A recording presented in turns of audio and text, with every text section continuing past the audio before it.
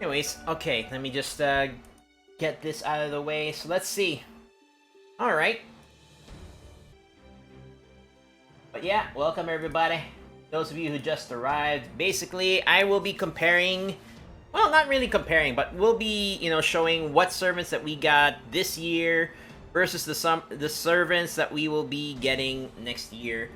So this will be pretty much new release servants. I won't be going over the servants that get rerun banners or stuff like that.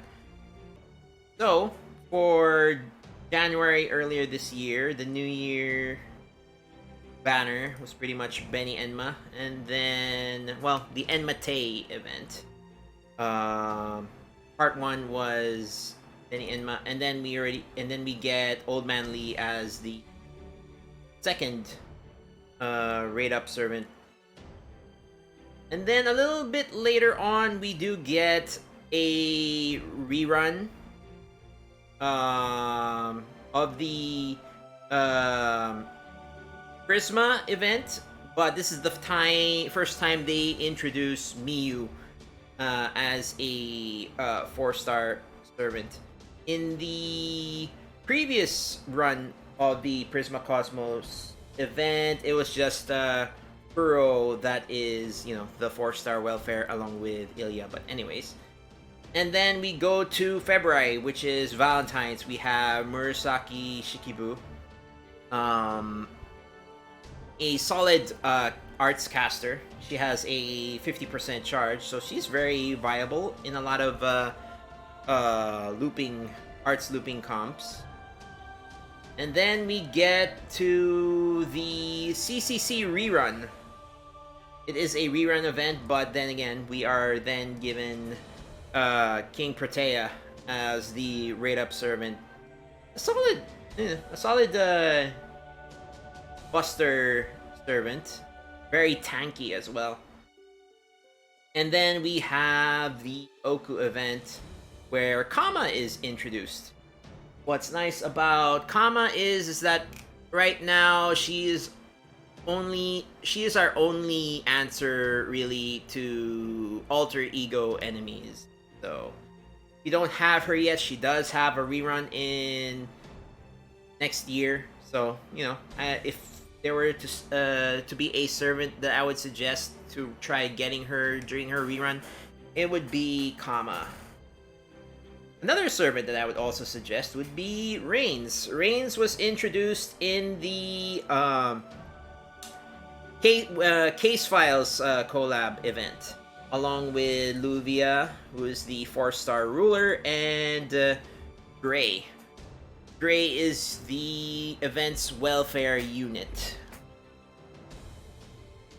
Then after that, we then get to Lostbelt 4.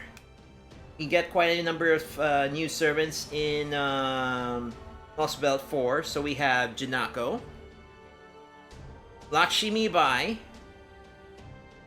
William Tell. So that is the first banner that we get.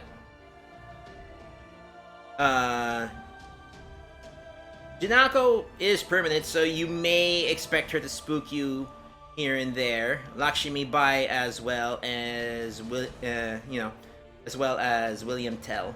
So you can expect these three even with any other summon. The limited banner which they released along with Lostbelt 4, the part 2 banner anyway, was Arjuna Alter, Ash. It's hard for me to say his full name, unfortunately, so I'm not gonna try to butcher it. And then Asclepius. They're all limited. Till now, Arjuna Alter has not had another banner, even in JP, so who knows when we'll get another opportunity to summon for him. And then Ash, you can always he does get another banner.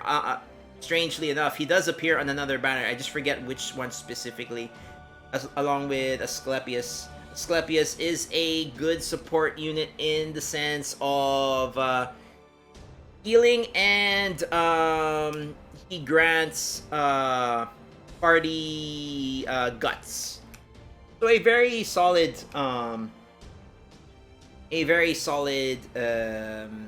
support unit.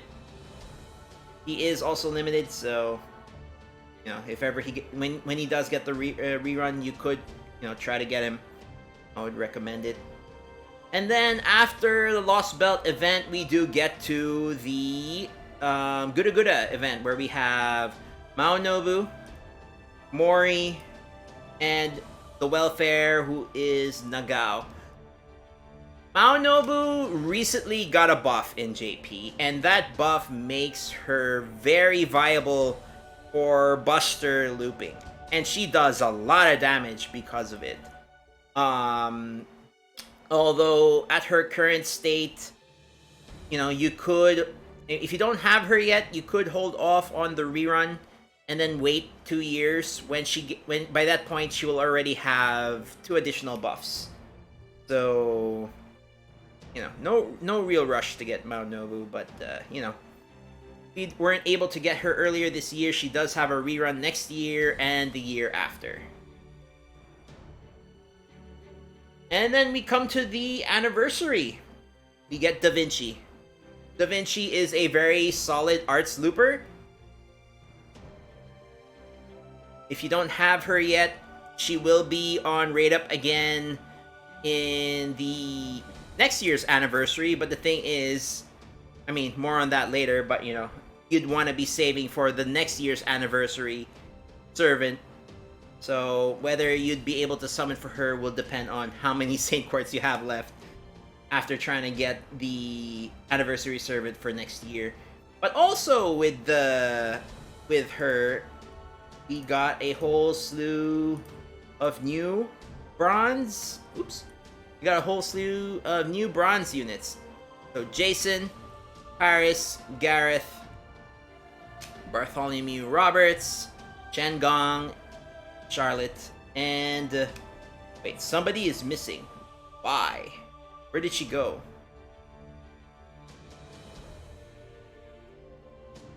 Oh, did I delete it by accident?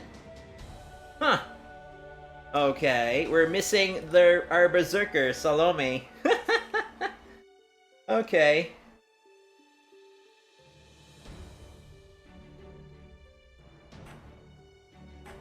Well, there's Salome, but yeah. I'm gonna leave that on the video anyways. But yeah, there's our berserker, Salome. I'm kind of glad that they added new bronze servants, to be honest. Jason's really, his attack animations and NP is one of my favorites because of how it involves the other Argonaut servants. So that's one thing that makes him very interesting. Of course, if you know Shen Gong. Wait, why did it disappear again? There we go.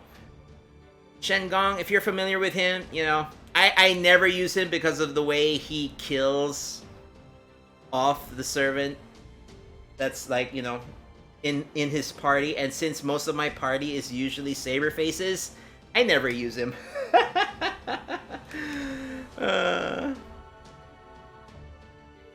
Anyways, so at this point, after anniversary, we come to the summer servants. We have, for the first banner, is Musashi, Osaka Behime, and Carmilla. If you have Musashi, that's good. You're ready for arts looping if you're able to get the anniversary servant next year. But you can think of her as an investment for now. That's not to say she can't loop right now. It's just that it's a bit harder to do so. But you can force it. It is possible. And then for the welfare, we get Hokusai, Oe, single target arts saber, very, very good arts saber. So if you haven't gotten her yet this year, there will be the summer rerun next year. And then for the second banner of this year's summer, we got Artoria Ruler, Melt, Okita. So yeah, I'm glad I was able to get NP3 Artoria Ruler this year. I'm hoping to be able to get her to NP5 next year. Maybe if I have enough Saint Quartz. I wasn't able to get Melt, which is sad because Melt is really, until now, one of the best arts Lancer in terms of arts looping. So she's a really good unit to have. So if you have her, congrats. If not, there's a chance you could still try to roll for her next year during the rerun. Okita would be it would be a bit difficult to make Okita loop because of the way her NP works, because when she does her NP, she has a chance to get stunned, which is annoying. I mean, you can do things to mitigate that, but I feel like it's too much prep work. So, but still, if you're a fan of Symphogear, Okita is pretty much a dead-on reference to that series. So yeah. And then, of course, what everybody was excited about last month was Base Ishtar. Calamity Jane was also in the banner. She has an interesting kit, but everybody was pretty much... well, not everybody, but most of the people I know was definitely trying to summon Space Ishtar. She is a really good investment for a unit once the arts looping meta does start, and once it does arrive, and we are expecting that next year. And then I know they kind of mixed it up, but I am following the servant ID number for this list. But like in NA, we are expecting the Lostbelt event first instead of the Christmas Lotto, but I'm just gonna start with the servant ID, and the servant ID next would be Astolfo Saber and Nightingale Santa. Nightingale Santa is your welfare. Astolfo pretty much plays similarly to Okita, I guess, in a way. Okita Saber and Astolfo are both quick single target, and a lot of their kits are somewhat similar, but I feel like I prefer Okita's kit, especially with a lot of the buffs that Okita gets. And then we have our final 3 servants of 2021, which will be, based on servant ID, which will be Orion, Mandricardo, and Europa. Among these 3, you'll be seeing a lot of Mandricardo. I'm sure, because he is permanent, so you will be seeing a lot of him. Europa is also permanent, so she can spook you here and there, you never know.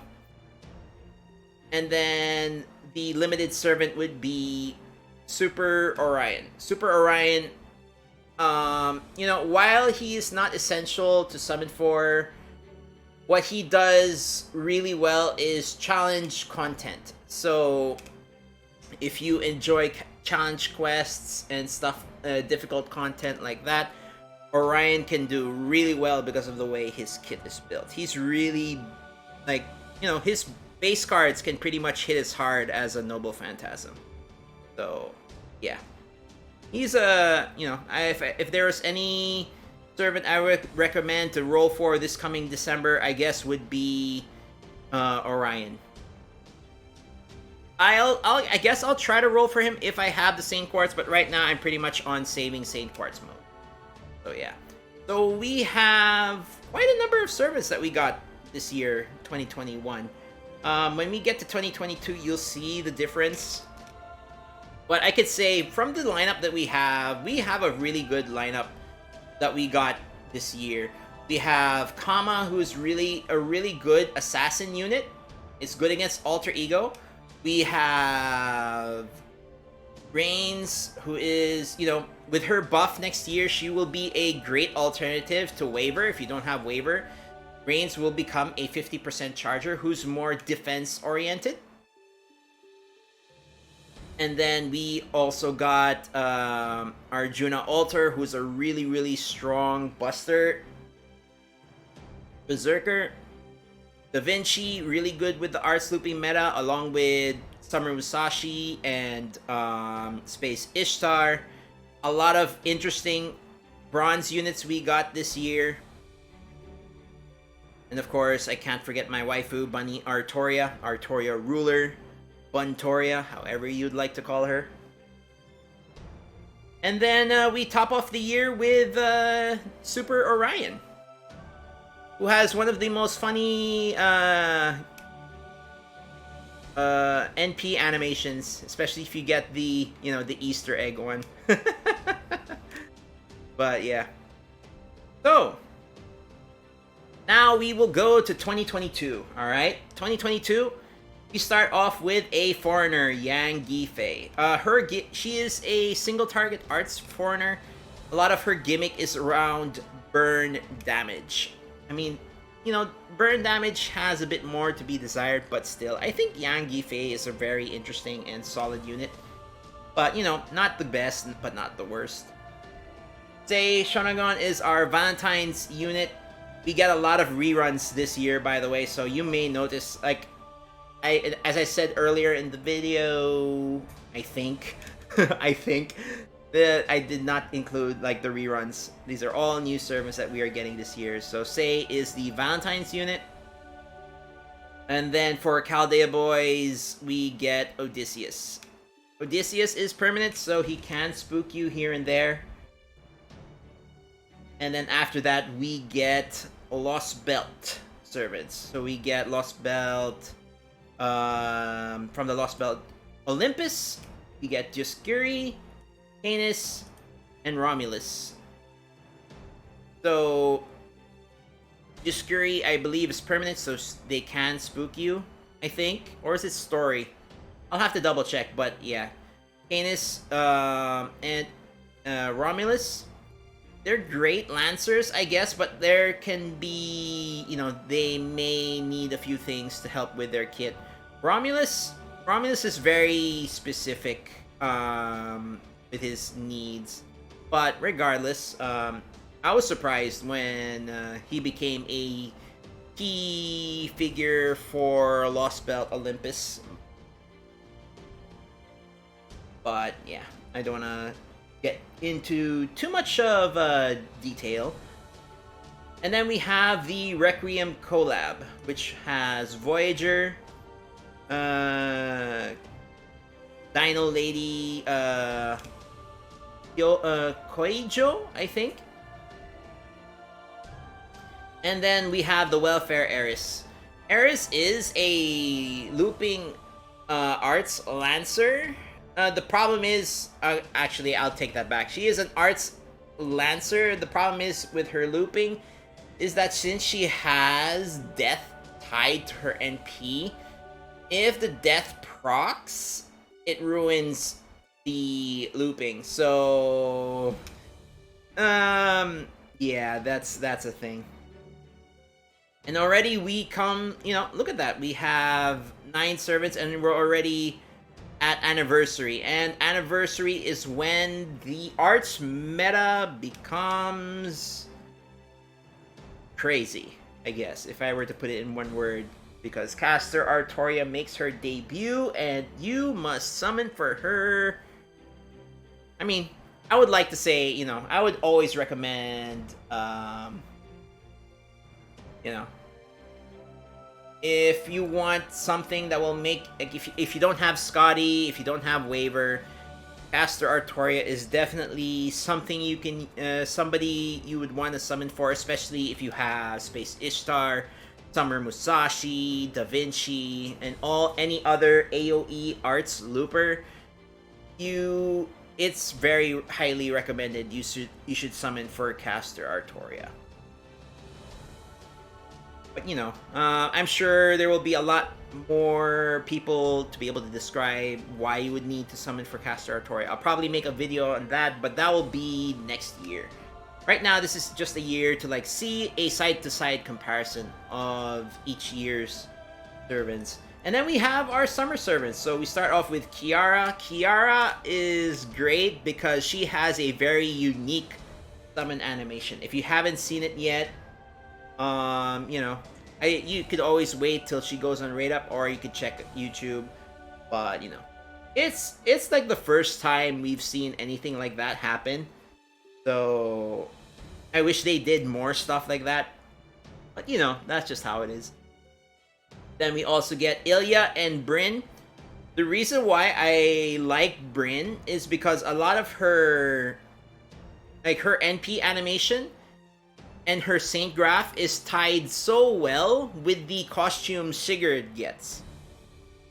So if you haven't seen Sigurd's costume that he gets during this summer, it really ties well with Summer Bryn. That's one of the things I like about Bryn. Now, as servants viable for meta, I'm like, Kiara, sure, she can kind of loop. Ilya and Bryn, I mean, they're not the best in what they do, but they're not the worst. I mean, they have fairly average, borderline lackluster kits. But anyways, I don't want to get too much on that. Yu Mayrin, she is our welfare for the event. I'm also looking forward to seeing this story because this summer event was like summer camp basically, and it's a summer horror camp in a way. So I'm like looking forward to this event for the story. And then the second summer banner we have Abby, Tomoe, and Shikibu. Shikibu is a very solid single target rider. Yes. Abby, I'm like, they still kept her as a foreigner, but for me the highlight of this banner would be Tomoe. She is an arts saber. I mean, she kind of gets overshadowed by a certain saber that we will get in 2023, but you know, regardless, Tomoe is a very interesting unit, and I like the way her outfits are for the summer.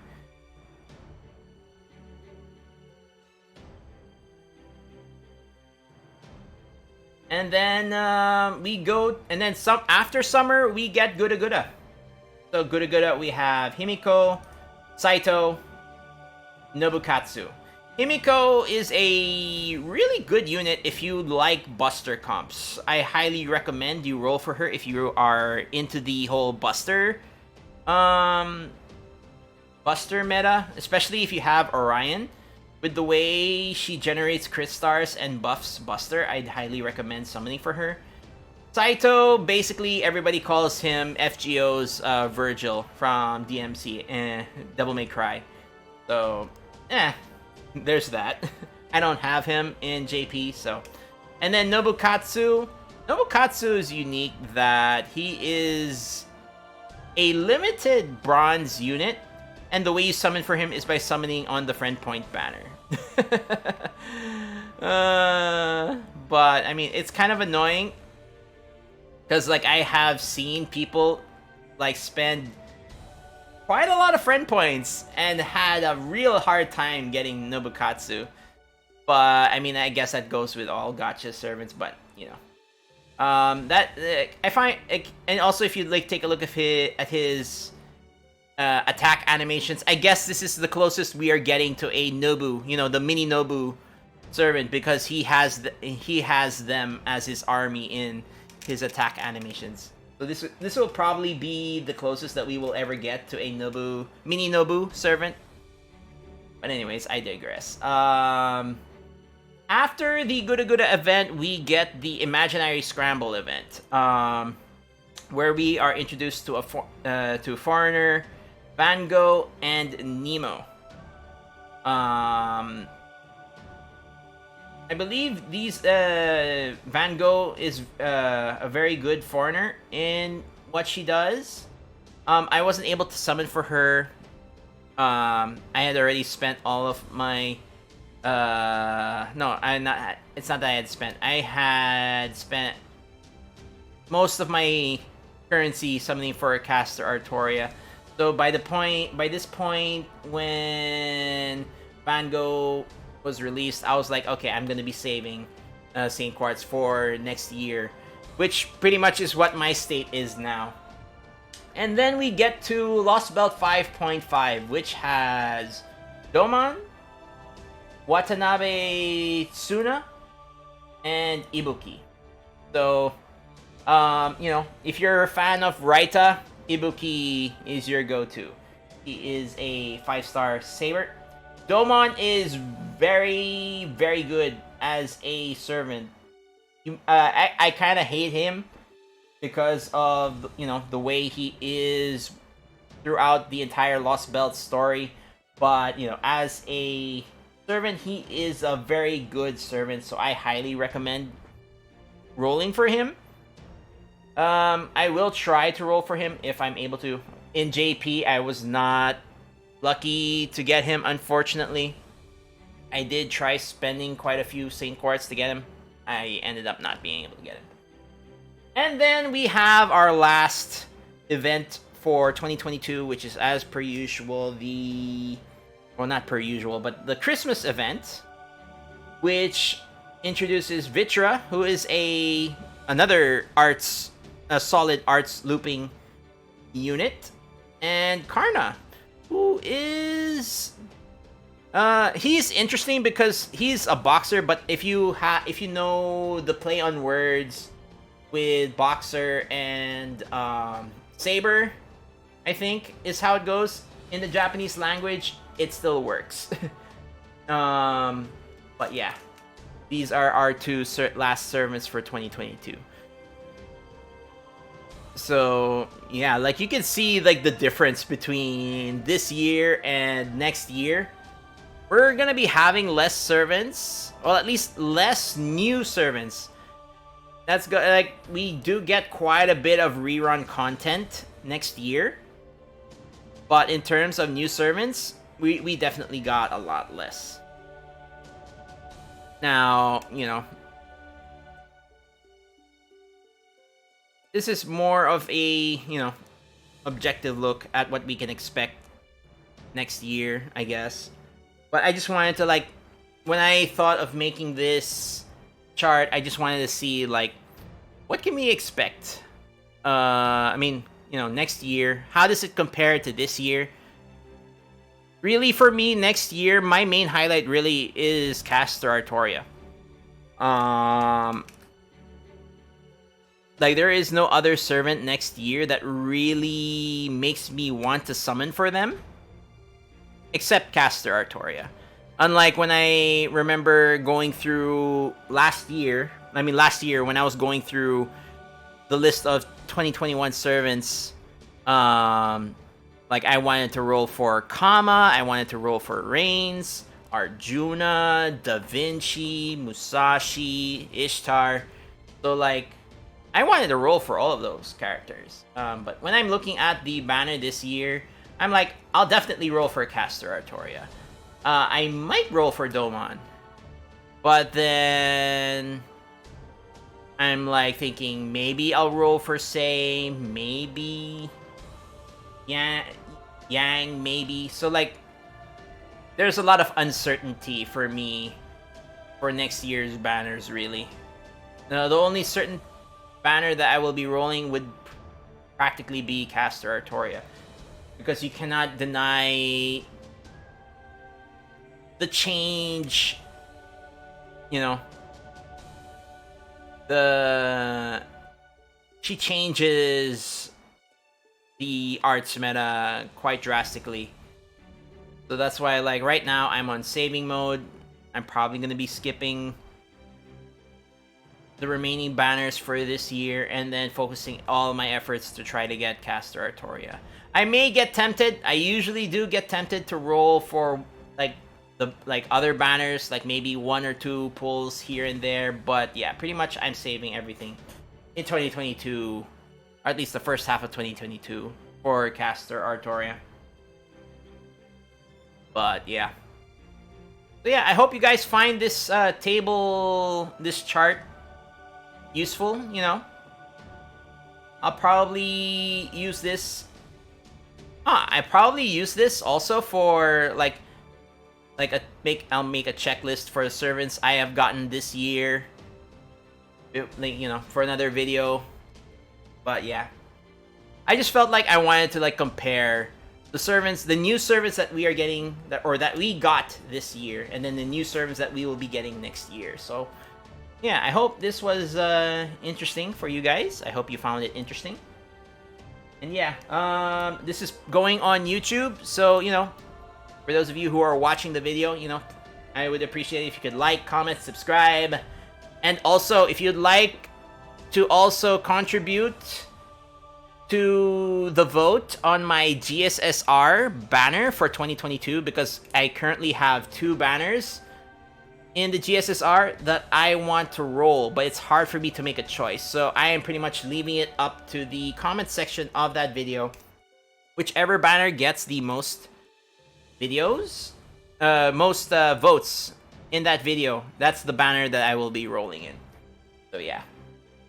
Anyways, that's the video. Alright. Thanks! So yeah, I'll be putting that on YouTube, pretty much.